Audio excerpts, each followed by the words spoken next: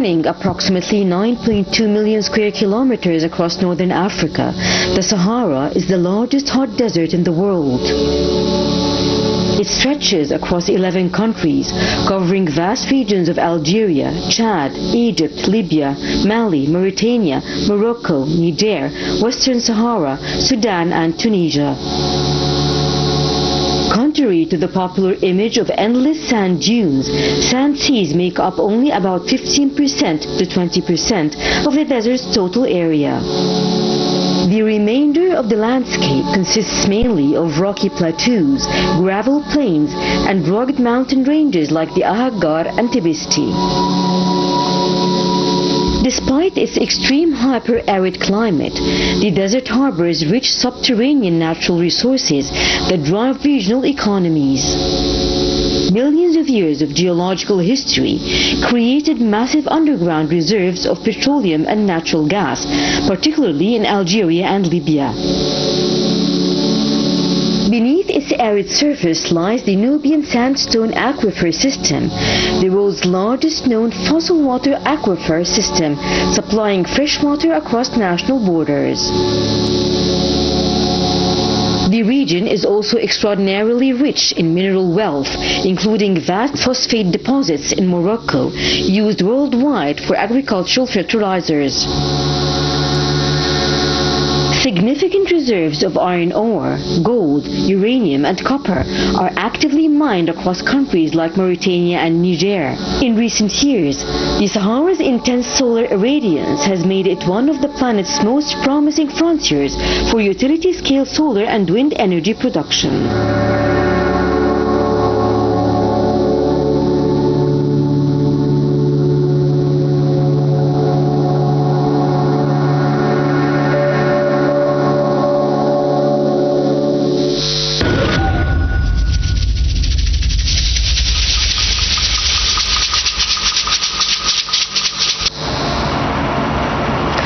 Welcome back, and starting off with our first news, as South Africa Democratic Alliance, the second largest party in the governing coalition, went to court on Monday to challenge a land-seizure law that U.S. President Donald Trump cited when cutting off aid to the country last year.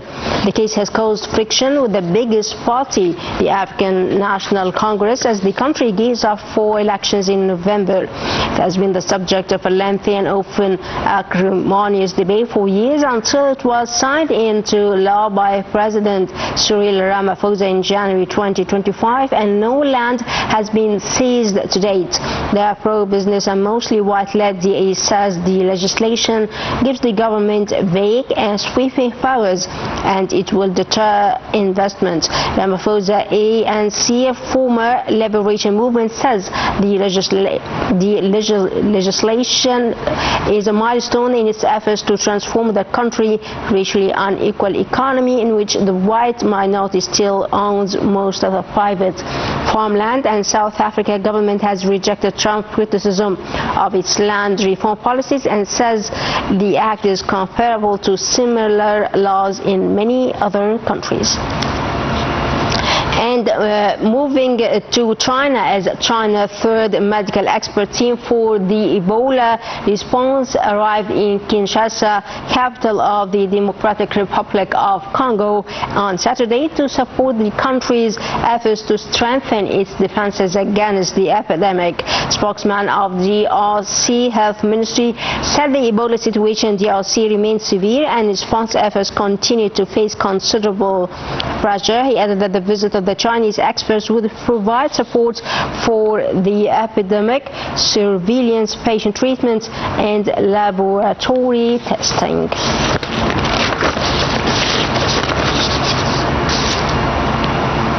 And moving to Nigeria, as Nigeria National Economic Council approved the refinancing of Nigerian National Petroleum Corporation $3.3 billion oil-banked pre-export finance facility through new $4.5 billion arrangements aimed at strengthening the country's external reserves.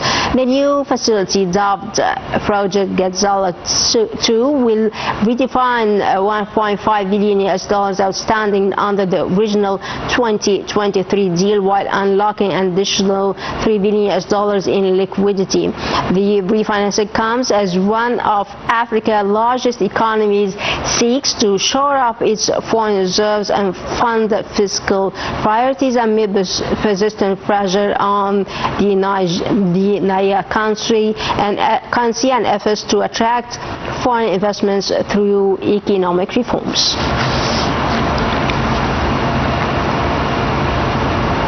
And the Ebola outbreak in Congo has become the second largest on record and one of the fastest growing in the history of the disease, which health authorities warning that funding shortage are hampering response efforts. Africa CDC now estimates that up to $1.4 billion may be needed to contain the outbreak, while officials argue that the crisis has exposed Africa's continued dependence on external health funding.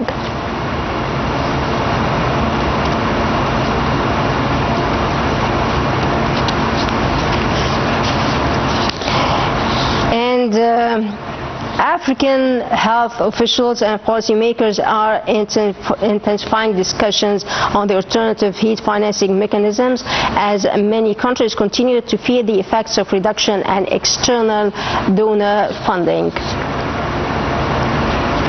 And we will talk more on this issue later in our program. African policymakers are intensifying efforts to reduce the continent's dependence on foreign health aid as Africa Center for Disease Control and Prevention, CDC, moves forward with a continent-wide strategy aimed at strengthening domestic health financing and achieving what officials describe as greater health sovereignty.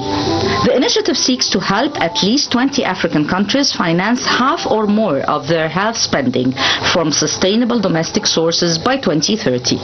The push comes at a critical moment. New figures from UNAIDS show that global HIV funding fell by 18% in 2025 to $7.3 billion, the lowest level in nearly 2 decades. Health officials warn that funding shortfalls could threaten gains made against HIV, malaria, and other major diseases across Africa. For decades, many African countries have relied heavily on international partners to fund treatment programs, vaccination campaigns, and disease surveillance systems. But declining donor support and growing health demands are forcing governments to reconsider that model.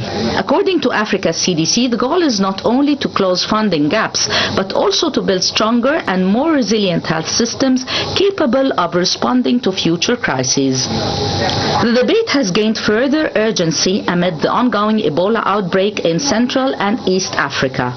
Africa CDC Director General John Kaseya recently argued that the crisis demonstrates the need for African countries to invest more in their own resources in health security, warning that the continent cannot continue to rely primarily on external partners during public health emergencies. As governments search for new financing mechanisms, the central question remains whether the current funding squeeze can become a turning point towards more self-reliant and sustainable healthcare systems across Africa.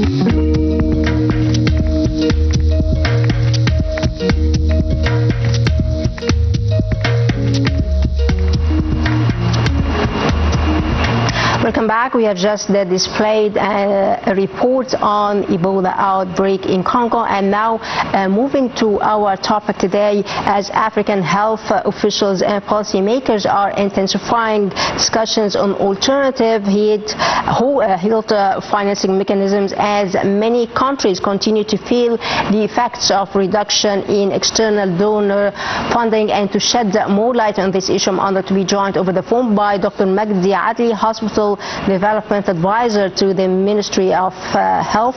Good day, Dr. Magdy. Good day. How are you? And thanks a million to be with you today.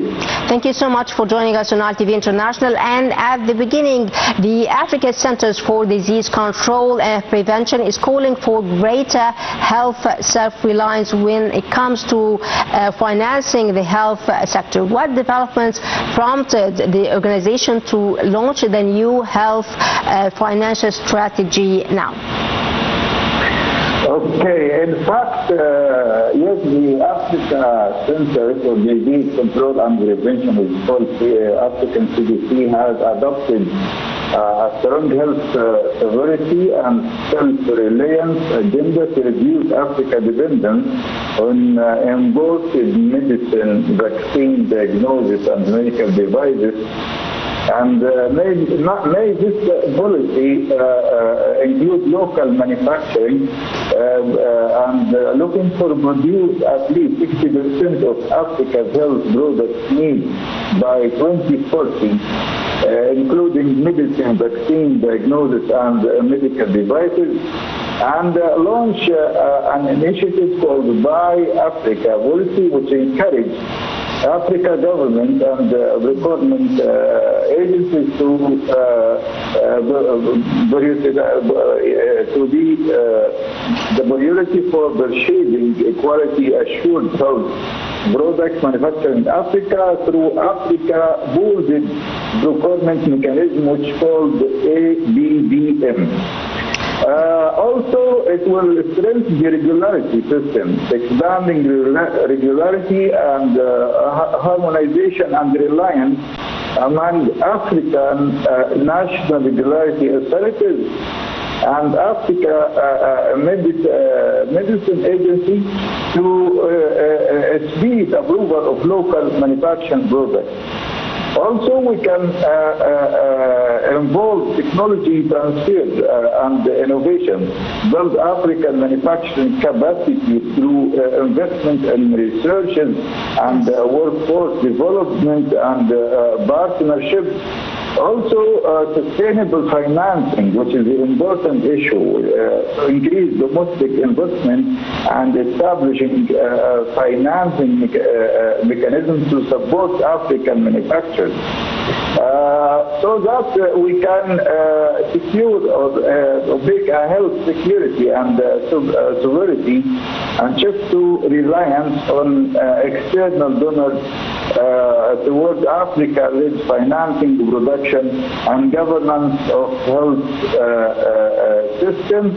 So this policy is a part of the broader African health security and sovereignty agenda, which aims to make African countries more self-reliant in responding to health emergencies and ensure long-term access to essential health products. Well, Dr. Magdy, how serious is the impact of declining international health assistance on African health systems, particularly HIV and malaria? You mean the decreased donation for these HIV and malaria from outside, or? I mean, how serious the effect? How serious is the effect of declining international health assistance? Yes. Right. Yes, international financing support for health programs in Africa has declined, in fact, in several areas with HIV and AIDS and Ebola being one of the most affected reduction in funding from major donors, including a change in support from programs such as the U.S. President Emergency Plan for AIDS relief and pressures on the global fund to fight AIDS and tuberculosis and malaria and even Ebola. Yes. And that have raised concerns about the sustainability of HIV services in many African countries. This is changing landscape is one of the main reasons why Africa Center for Disease Control and Prevention is promoting that health sovereignty and self-reliance.